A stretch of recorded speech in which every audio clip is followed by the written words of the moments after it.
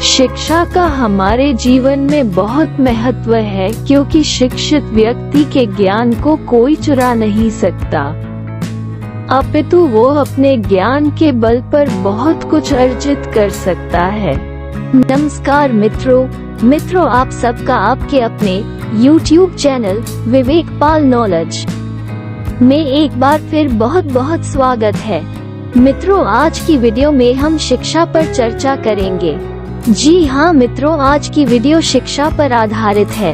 Video अच्छी लगे तो वीडियो को लाइक करें और कोई सुझाव हो तो कमेंट करके जरूर बताएं। और अगर आप हमारे चैनल पर नए हैं तो चैनल को सब्सक्राइब करें। तो आइए चलते हैं वीडियो की तरफ। शिक्षित व्यक्ति सही मायने में संसार में सबसे अधिक धनी व्यक्ति होता है। रुपया, पैसा, गाड़ी, बंगला, जेवरात, ये सभी वस्तुएं एक समय के बाद समाप्त हो जाती हैं, लेकिन शिक्षा एकमात्र ऐसा धन है जो कि जितना खर्च करो बढ़ता ही जाता है। विद्यावान व्यक्ति की हर स्थान पर प्रशंसा होती है, वह समाज में उच्च स्थान प्राप्त होता है। यह एक ऐसा धन है जिसे ना तो कोई चोर चुरा सकता है, ना ही कोई बांट सकता है, ना ही किसी प्राकृतिक आपदा से यह नष्ट होता है। समय और अनुभव के साथ यह बढ़ता ही जाता है। विद्या के महत्व पर एक कहानी के माध्यम से प्रकाश डालते हैं। एक बार एक राजा जंगल में शिकार करने गया। राजा अत्यंत बलवान था, अतः अकेले ही शिकार पर जाता था। शिकार करते करते शाम होने को आई। अचानक आसमान में बादल घिर आए और तेज बरसात होने लगी। इतने में सूरज भी ढल गया। अंधेरे में राजा रास्ता भटक गए और भूख प्यास से बेहाल होकर एक स्थान पर बैठ गया। राजा बहुत चिंतित था कि तभी देखा सामने से 3 बालक चले आ रहे हैं। राजा ने तीनों को अपने पास बुलाकर कहा, मैं बहुत भूखा हूँ, प्यास भी लगी है, रास्ते से भटक गया हूँ, क्या तुम लोग मेरी मदद करोगे? राजा की बात सुन तीनों बालक दौड़कर अपने घर गए और खाने और पीने के पानी के साथ कुछ समय बाद लौटे। राजा ने अपनी भूख शांत करने के पश्चात कहा, मैं तुम तीनों का आभारी हूँ, यदि तुम्हें कुछ चाहिए तो मुझे बताओ, मैं तुम्हें दे सकता हूँ। इतना सुनकर पहला बालक बोला, मुझे बंगला, गाड़ी चाहिए ताकि मैं चैन से जीवन बिता सकूं।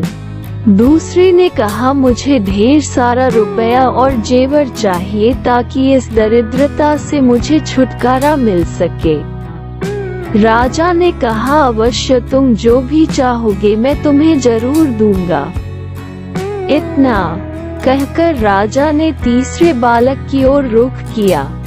तुम भी कहो बालक, तुम्हें क्या चाहिए?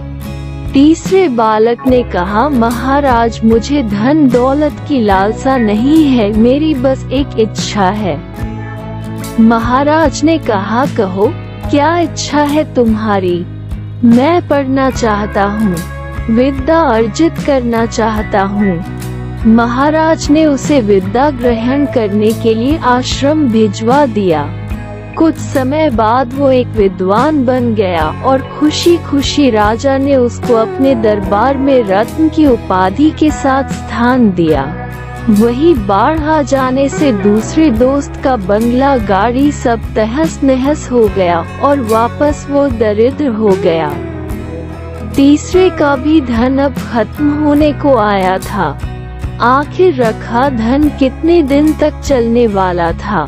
विद्वान मित्र की एक दिन पुराने दोनों मित्रों से भेंट हुई तो दोनों को उसने दरिद्र अवस्था में पाया।